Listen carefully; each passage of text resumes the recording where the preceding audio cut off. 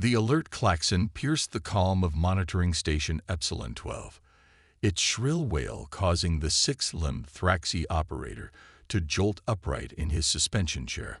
Across the circular command center, status panels switched from serene blue to urgent red as tracking systems locked onto an unidentified vessel crossing the border of Galactic Confederation space. Unregistered ship detected in Sector 7 Alpha, announced the station's eye with mechanical precision. Vessel configuration matches human military design. Classification: Destroyer-class warship. Station Commander Zilnira slithered forward on her serpentine lower body, compound eyes narrowing as she studied the holographic display. The intruding vessel moved with purpose, its trajectory indicating it was neither lost nor attempting to hide its presence. "Humans," she hissed, the word carrying centuries of tension. "Transmit standard identification request and warning. Remind them this sector is restricted to Confederation military vessels only." The communications officer complied, sending the automated message that had stopped countless would-be trespassers before. But the human ship maintained its course, pushing deeper into protected space. "No response, Commander," reported the officer. "They're receiving our transmission but not acknowledging." Zilnira's scales darkened with concern. "Alert High Command and dispatch the 4th Interceptor Fleet. I want that vessel contained." Aboard the human ship ASS Thunderbolt, emergency lighting cast harsh shadows across the bridge as Captain Ilara Chen gripped the arms of her command chair. Blood trickled from a cut above her right eye, but she had no time to tend to it. Around her, the command crew worked frantically at damaged consoles, the smell of burned circuitry thick in the recycled air. "Status report," Chen demanded, her voice steady despite the chaos. Lieutenant Commander Sato looked up from the tactical station, his face illuminated by flickering displays.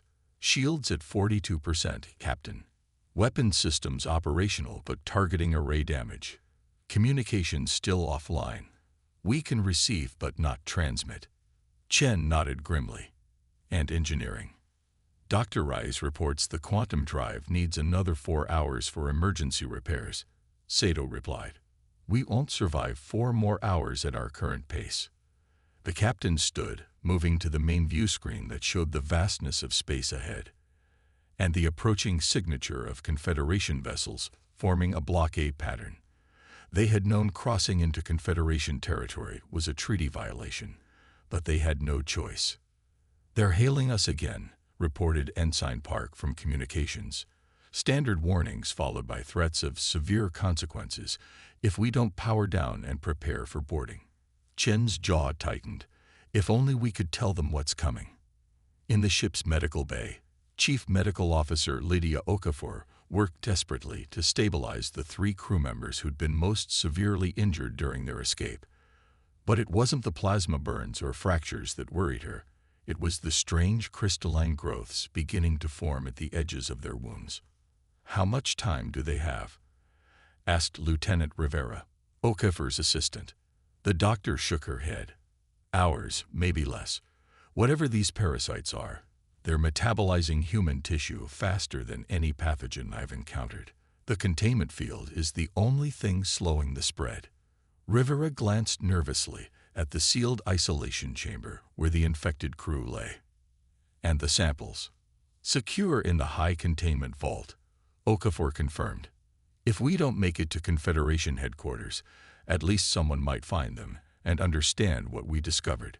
Aboard the Confederation flagship Righteous Judgment, Commander Vax Thol reviewed the incoming data with growing concern. The human vessel, identified as the HSS Thunderbolt from the Terran Defense Force, showed signs of significant battle damage. What would make them risk interstellar incident by entering our space? He wondered aloud, 4-fingered hands manipulating the holographic display to examine the ship from all angles. "Humans are impulsive and disregard rules when convenient," offered his second-in-command, Sub-Commander Kell. "They likely believe their status as associate members of the Confederation grants them special privileges." Vax Thol wasn't convinced. In his 3 decades of military service, he had encountered humans enough to know They were calculating beneath their emotional exterior. This incursion felt different, desperate rather than arrogant. They're ignoring hails but haven't taken hostile action. He noted, scan for radiation signatures. Check if they're carrying illegal weapons technology. The results came back moments later, causing Vaxthal's brow ridges to rise in surprise. Commander, we're detecting unusual energy patterns consistent with quantum isolation fields in their cargo hold, reported the science officer. And their reactor signature indicates they've pushed their engines well beyond safety parameters. They'd been running at emergency power for at least 72 hours. Vaxthal stroked the ceremonial scar on his jawline, a habit when deep in thought. They're running from something, he murmured, or carrying something dangerous. Your orders, Commander, Kell prompted. Maintain intercept course. Prepare tractor beams and disabling measures. Non-lethal only, Vaxthal decided. I want to know what drove them to such desperation before we condemn them. Back on the Thunderbolt, Chen studied the tactical display showing the approaching Confederation fleet. Their formation was textbook perfect, designed to trap the human vessel in a three-dimensional net from which escape would be impossible without faster-than-light travel, which the damaged quantum drive couldn't currently provide. They're deploying in standard Thraxi containment pattern, observed Tactical Officer Sato. 20 vessels, primarily frigates with 2 destroyer-class ships leading. Chen allowed herself a grim smile. The Thraxi always follow protocol. It makes them predictable. She turned to her navigation officer, Lieutenant Diaz. Plot course 227 Mark 38. Take us through that debris field from the old mining operation. Diaz hesitated. Captain, at our current speed, navigating that field would be extremely dangerous. Confederation ships won't follow. They'll just wait on the other side. They won't need to follow, Chen replied. They'll split their forces to cut us off. That's when we'll make our move. She looked around the bridge at her weary crew. I know you're tired. I know we've been through hell.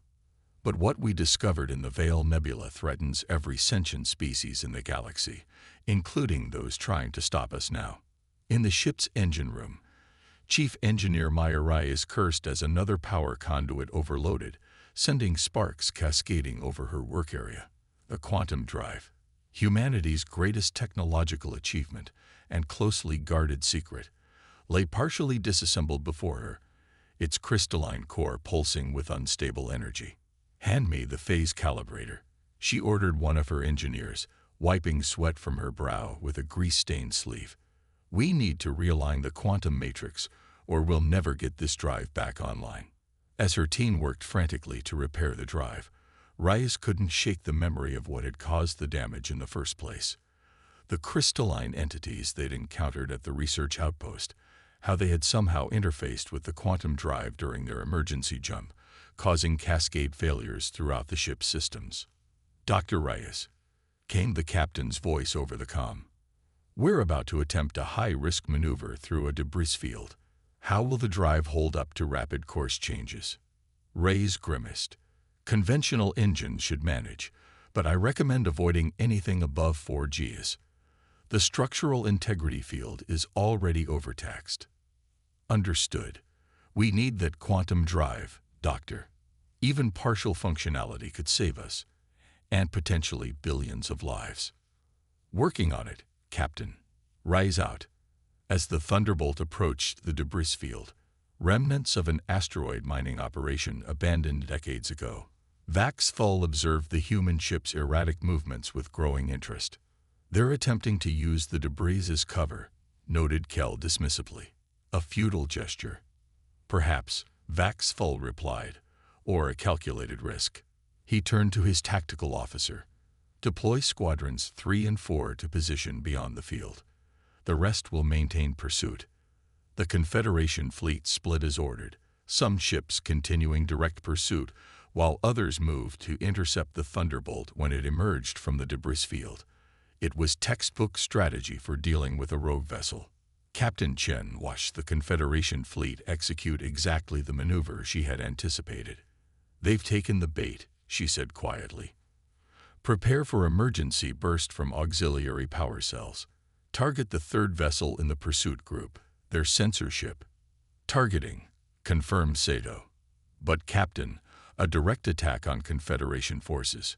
Not an attack, Chen corrected. A message. Narrow-band electromagnetic pulse only. Strong enough to temporarily disable their sensors, but not their life support.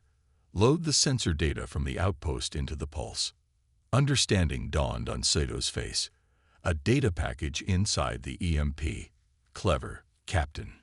As the Thunderbolt wove through the spinning debris with precision that belied its damaged state, the crew braced for their risky gambit.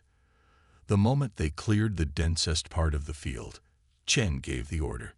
Now, the human ship suddenly reverse thrust, spinning 180 degrees in a maneuver that would have killed an unaugmented crew without inertial dampeners. A moment later, a concentrated pulse of energy fired from its aft section, striking the lead pursuit vessel directly.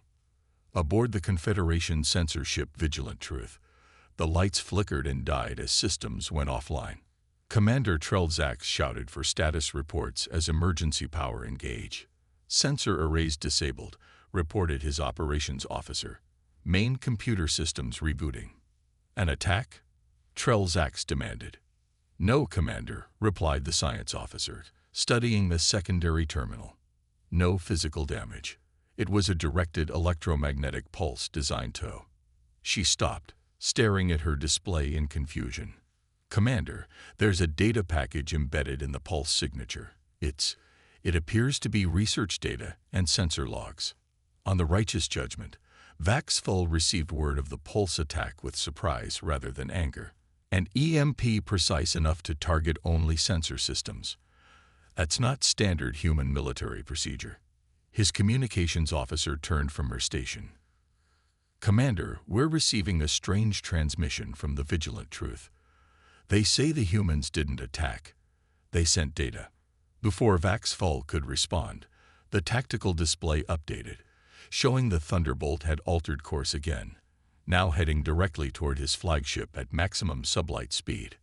They're on a collision course, Kell warned, hand moving toward the weapons authorization panel. Hold fire, Vaxful ordered. They had multiple opportunities to attack and haven't. This is something else. Captain Chen stood on the bridge of the Thunderbolt, watching the massive Confederation flagship grow larger on the view screen. It was a desperate gamble, but they were out of options. All hands, brace for potential impact, she announced shipwide. Ensign Park, continue broadcasting the first officer's log entry on all frequencies. As the Thunderbolt closed distance with the Confederation flagship, the recording of Commander Jackson's final report played on repeat, his voice growing increasingly distressed as he described the crystalline entities they'd discovered at Research Outpost Vega, how they consumed organic matter to replicate, and how conventional weapons only accelerated their growth. They're powering weapons, Sato reported tensely. Chen nodded, gripping her chair. Hold course. At the last possible moment, when collision seemed inevitable, the Thunderbolt veered sharply, passing close enough to the Confederation flagship that the larger ship's shields flickered at the proximity. Aboard the Righteous Judgment, Vaxful had heard enough of the repeating message to understand the human's desperation. Track that ship, but do not fire, he ordered, and get me that data from the Vigilant Truth immediately. As analysts rushed to examine the transmitted data, Vaxful made a decision that would change the course of galactic history. Open a direct channel to the human vessel. Priority override, my authorization. On the Thunderbolt, Ensign Park looked up in surprise. Captain, we're receiving a direct communication request from the Confederation flagship. It's bypassing standard protocols. Chen exchanged glances with Sato. Put it through. The stern face of Commander Vaxful appeared on the main view screen, his violet eyes intense beneath heavy brow ridges. Captain of the human vessel Thunderbolt, he began formally. I am Commander Vaxful of the Galactic Confederation Defense Force. We have received your data transmission and reviewed your broadcast message. If what you claim is true, then your treaty violation is understandable. Chen stepped forward. "Commander, I am Captain Ilara Chen of the Terran Defense Force. Everything we've transmitted is true. We encountered something beyond the Veil Nebula that threatens all sentient life. We couldn't risk standard communications that might be intercepted." Vaxfall studied her for a long moment. "Power down your weapon systems and prepare to dock with our medical frigate. Your injured will receive treatment. Then you and I will discuss this threat and what must be done to face it together." As the Thunderbolt finally slowed its desperate flight, the crew allowed themselves the first moment of hope they'd felt since escaping the research outpost. But in the medical bay's isolation chamber, the crystalline growths on the wounded crew members pulsed with an eerie light, as if aware that new hosts awaited. The Confederation medical frigate Merciful Intervention gleamed under the distant starlight, its white hull a stark contrast to the battle-scarred Thunderbolt as the two vessels initiated docking procedures. Inside the human ship's medical bay, Dr. Okafor supervised final preparations for transferring her patients. "The containment fields are stable for now," she explained to Captain Chen, who had come to assess the situation personally. "But I've had to increase power 3 times in the last hour.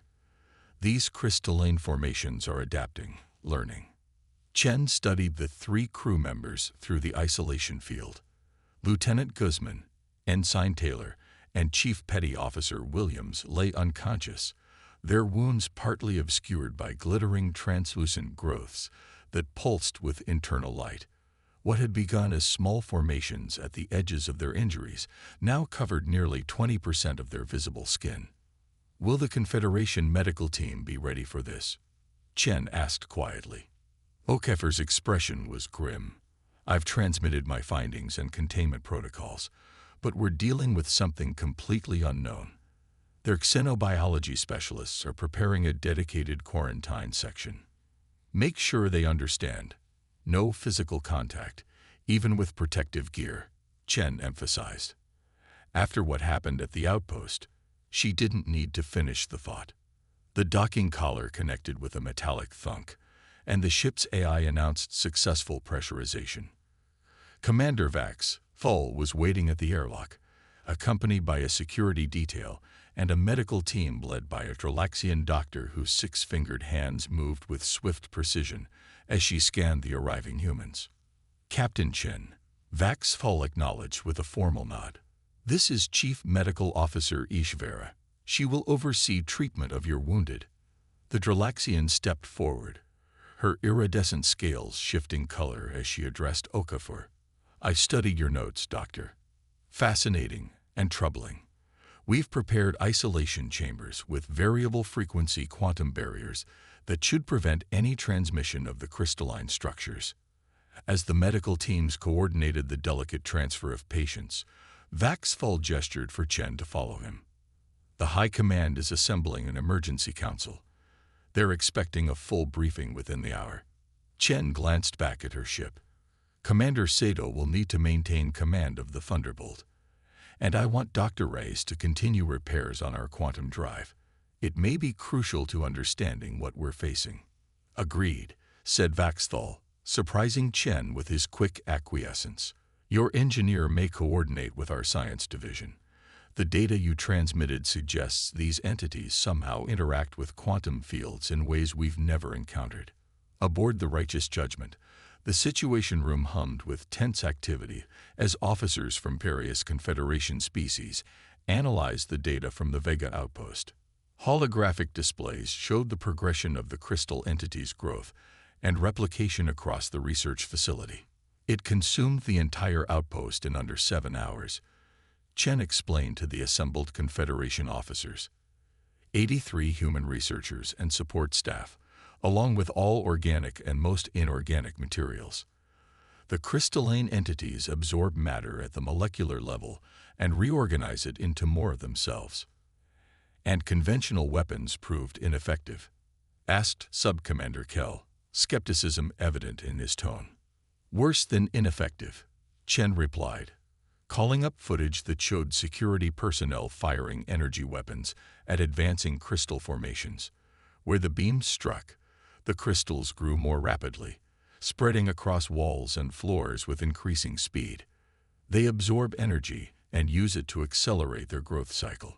The more firepower we directed at them, the faster they spread. The room fell silent as the implications sank in. Vax leaned forward, his weathered face solemn. If these entities reached a populated world, total consumption within days, Chen confirmed. That's why we risked violating their space. We needed to reach Confederation headquarters with this information before it was too late. A communication officer entered the room, approaching Vax with urgency. After a brief exchange, the commander's expression darkened. "We've lost contact with monitoring station Epsilon 12, he announced. "The station that first detected your ship's arrival in our space." Chen felt her blood run cold. "How long since last communication?" "Approximately 1 standard hour," Vax replied. "A patrol vessel has been dispatched." On the medical frigate, Dr. Okafor worked alongside the Confederation specialists, sharing observations as they monitored the infected crew members. The crystalline growth had slowed under the specialized containment fields, but continued its inexorable spread. "The molecular structure is unlike anything in our database," noted HFY, studying microscopic imagery. "It appears to function as both a collective organism and a transmission medium." "Transmission?" Okafor asked sharply. The Dralaxian adjusted her instruments. "These formations are generating quantum-level signals. Very weak, but detectable. They appear to be calling." Before Okafor could respond, a junior medical officer burst into the laboratory. "Dr. HFY, the patrol vessel reached Epsilon 12. They're transmitting images of the station." The view screen activated, showing the once pristine monitoring station now partially covered in familiar crystalline formations that glittered against the darkness of space. "It's already there," Okafor whispered. "How is that possible?" "We escaped the outpost and came directly to Confederation space." HFY's scales darkened with alarm. "These quantum signals, they must be capable of faster-than-light transmission. A form of quantum entanglement, perhaps. Which means the main entity could be coordinating across vast distances," Okafor realized. "The samples in our wounded aren't just infections. They're communication nodes." In the engine room of the Thunderbolt, Myrais had reached a similar conclusion while working with Confederation scientists to analyze the damaged quantum drive. "The crystalline structure didn't just damage our drive," she explained, pointing to microscopic anomalies in the quantum matrix. "It was interfacing with it, using the entanglement properties to transmit data." The Thraxi physicist beside her clicked its mandibles in distress. If these entities can access and manipulate quantum fields, they could potentially spread throughout the galaxy instantaneously. "Not without a medium," Rice corrected. "They need matter to replicate and quantum fields to communicate. That's why they targeted our ship's drive. It provided both." The physicist studied the data more closely. "This suggests a vulnerability. If we could disrupt the quantum signal, we might isolate the entities and prevent them from coordinating." Rice finished, excitement building despite her exhaustion. "We need to report this immediately." As emergency councils convened across the Confederation fleet, the patrol vessel investigating Epsilon 12 sent its final transmission. Crystal formations growing across its hull at an alarming rate before communications abruptly ceased. In the headquarters briefing room, tension had reached a breaking point as military commanders argued over the appropriate response. "Quarantine the entire sector," insisted one admiral. "Nothing in or out until we understand what we're dealing with." "That would leave 17 outposts and survey teams stranded," countered another. "We cannot abandon our people." Vaxfall watched the debate with growing frustration until Captain Chen approached him privately. "Commander, while your council debates, the crystal entities are spreading. My engineer has discovered something crucial about their communication method." After hearing Reyes' theory, Vaxfall cut through the arguments with commanding authority. "Enough. We have actionable intelligence and a potential countermeasure. Captain Chen, present your engineer's findings." As the explanation unfolded, skepticism gave way to cautious hope. The plan was audacious, creating a quantum disruption field that could break the entity's communication network. Your quantum drive technology is key to this plan, Vax Full noted.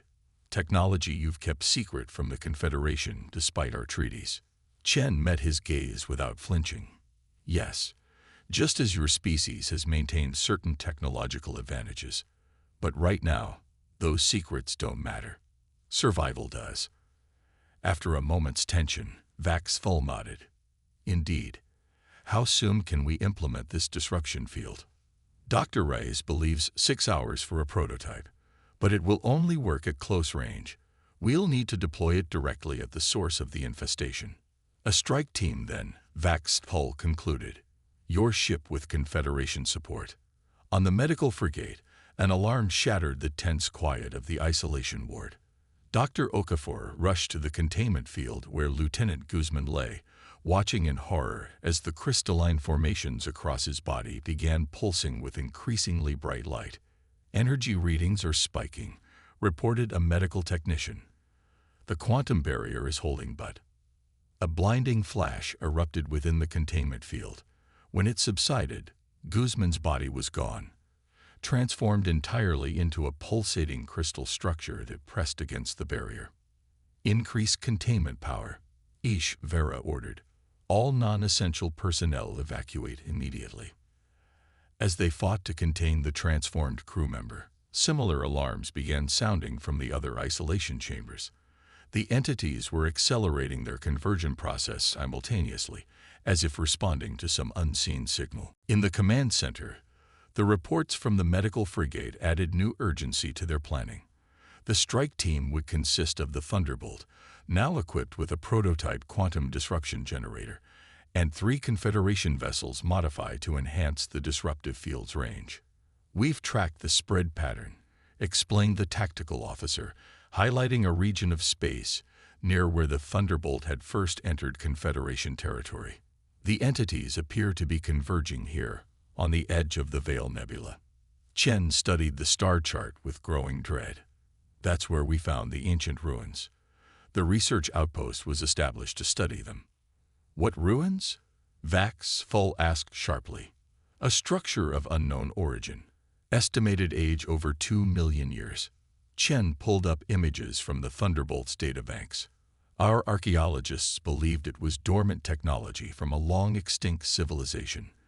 They called them the Architects. The holographic display showed massive crystalline structures embedded in an asteroid, their geometric patterns too precise to be natural formations. They weren't ruins, Chen continued quietly. They were seeds, waiting for contact with sentient life to activate. We awakened something ancient and patient. Vax Full's expression hardened with resolve.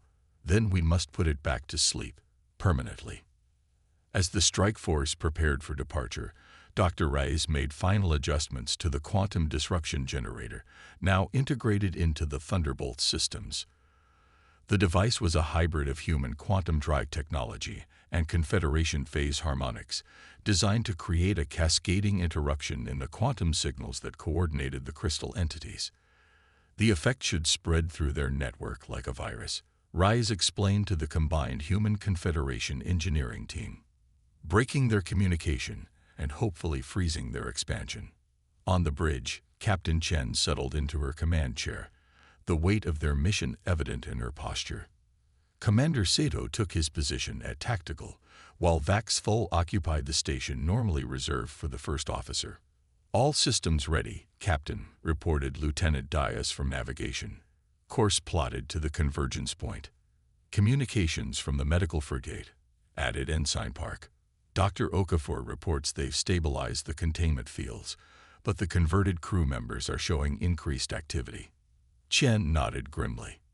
They know we're coming. She turned to Vax Full. Commander, are your ships in position? Affirmative. The righteous judgment will lead with the implacable truth and sovereign wisdom flanking your vessel. Our shields have been modified, according to Dr. Reyes' specifications, to amplify the disruption field. Then let's end this, Chen said, her voice steady with determination. "Lieutenant Diaz, take us out. Full sublight power."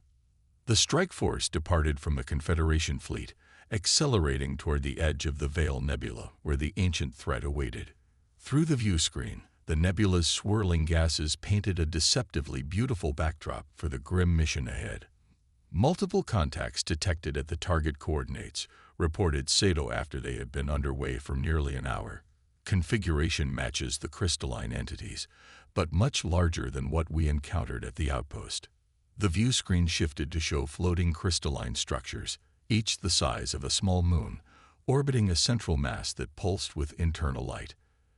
As they watched, smaller crystal formations broke away from the larger bodies, taking shape as crude but recognizable vessels.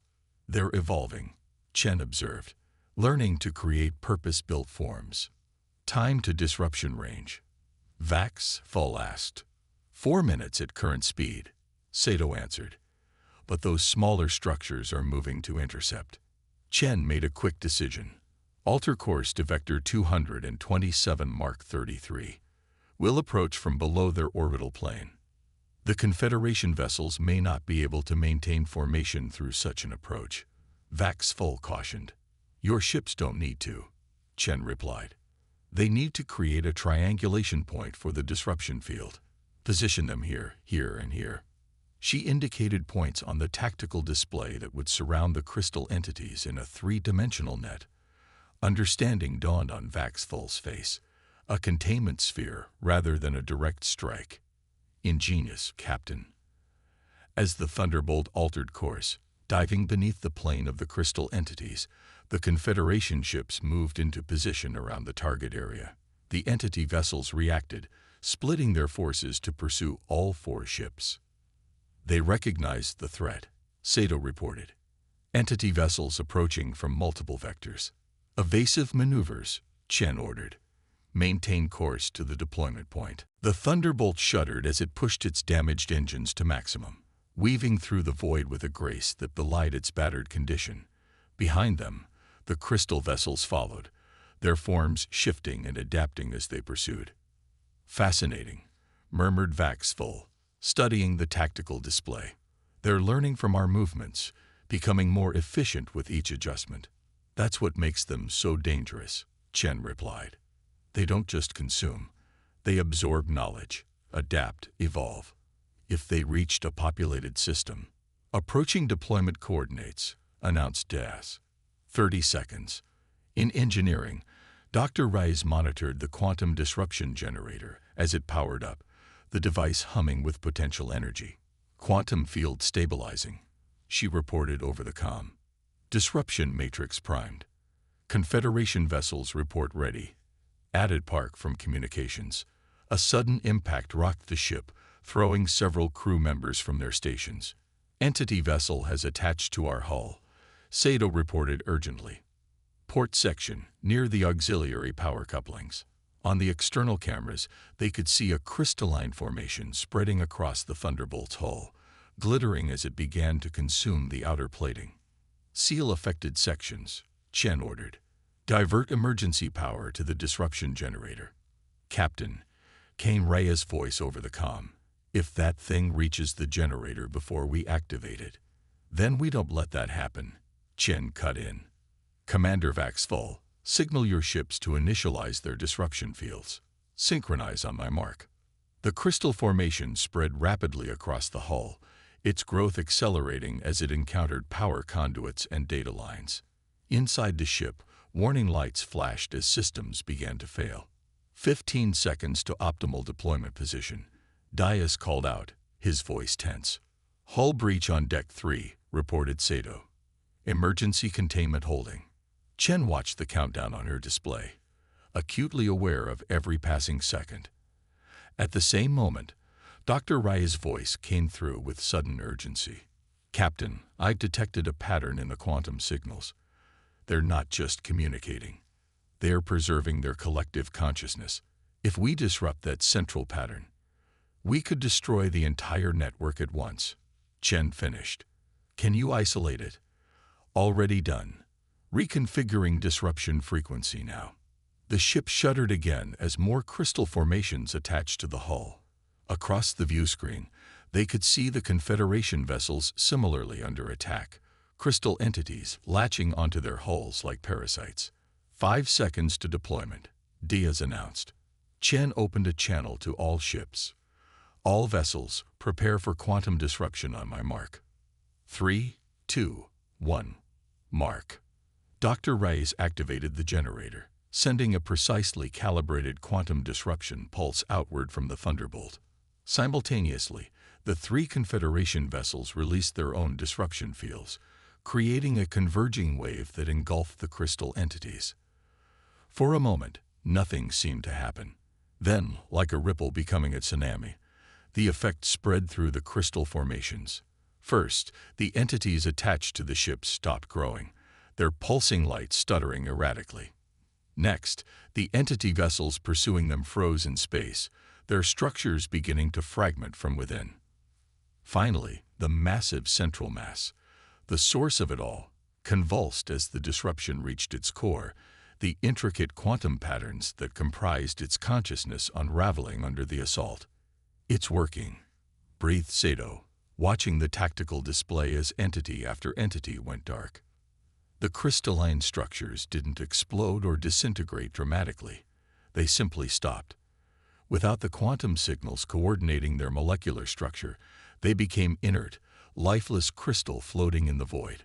On the Thunderbolt's hull, the spreading formations crystallized into harmless, static formations that could now be safely removed.